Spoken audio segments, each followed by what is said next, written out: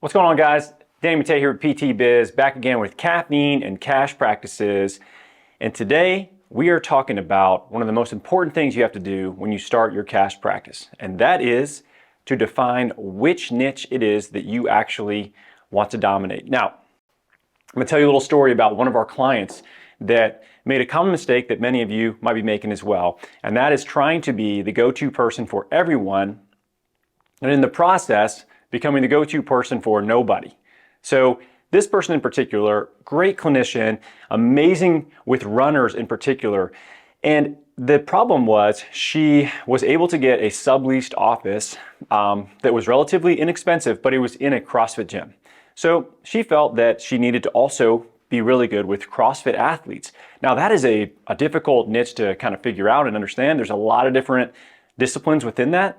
And for her, she ended up spinning her wheels quite a bit, really trying to establish herself in that market versus really doubling down and focusing on the running market, which she was already really well known in. Now, once she decided that she was just going to focus on being the go-to person for runners in this area, in particular female runners that were trying to run certain distances, all of a sudden she started gaining massive traction. And with the course of about 6 months, her schedule was jam-packed and she was able to scale to a standalone location, hire another provider, and is growing even to this day.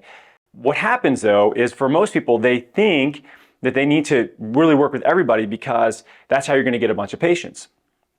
Well, from our experience, the way to get a bunch of patients is to dominate a niche and then have everybody in that niche send you their friends and family. So you end up dominating a niche, staying really concentrated, and then expanding out naturally because you're going to have people that are, let's say, runners, but their husband is, he likes to lift weights, but he's hurt his shoulder. And, oh, can you help him? You've built trust. Yes, I can work with him. And then it expands out from there versus trying to be the go-to person for everybody. This is going to help you a lot with the content that you create, with the actual education events you decide to run, with the type of people that you're going to focus on working with and becoming world-class at working with.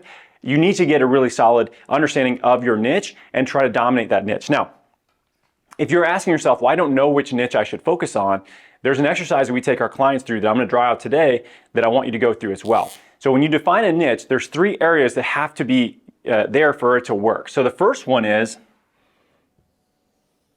number 1, you like them. This is actually really important. You didn't start a practice on your own and go through all this hard work and take on this risk so you could just work with people that you hate working with. Because can you make a lot of money off of personal injury clients, personal injury case clients? Definitely. Are they maybe your favorite people to work with? Not mine, right? So it doesn't fit my niche. So you like working with them is really important. The next one, you can help them. You have to have the skill set to be able to help these people. So you like them, you like working with them, you can help them. So in this example, let's say runners again, you like to work with runners, you're a runner yourself, you have a deep understanding of running related injuries and programming and understanding like common issues that pop up and how to help them have success and get back to running injury free and maybe run their first half marathon, whatever it might be. You like them and you can help them. That's number 2. Number 3, this is a big one too. They can pay for it.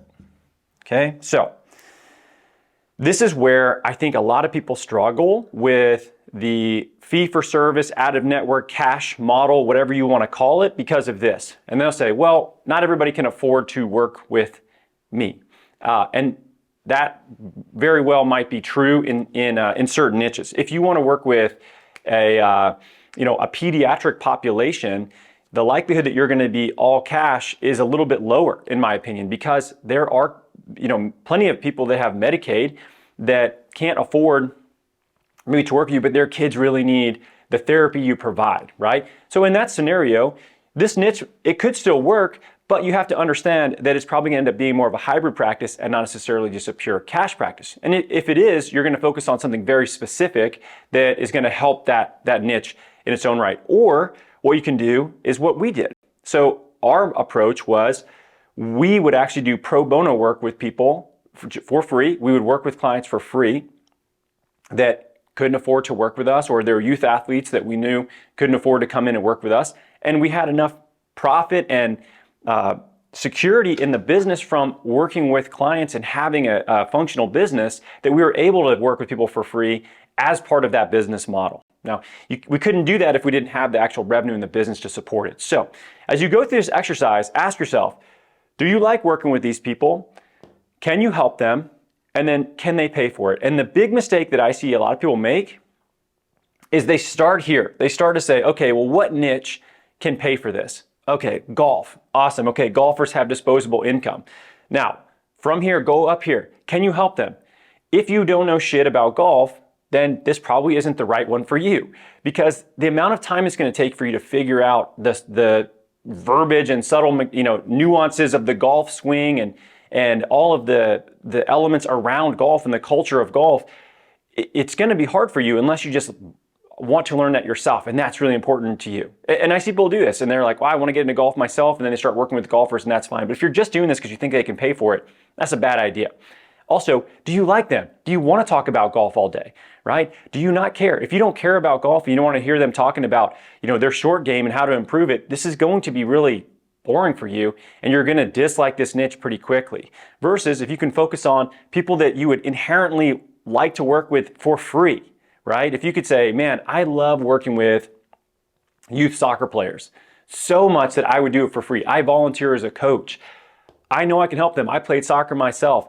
Can they support it? Absolutely. Youth sports are a big business. People pay a lot of money to have their athletes on, different travel teams and coaching and all kinds of stuff. And there's a lot of different business models you can bolt on around that. So can that work? For sure. So as we go through you building and starting and growing your cash practice, you got to get your niche right.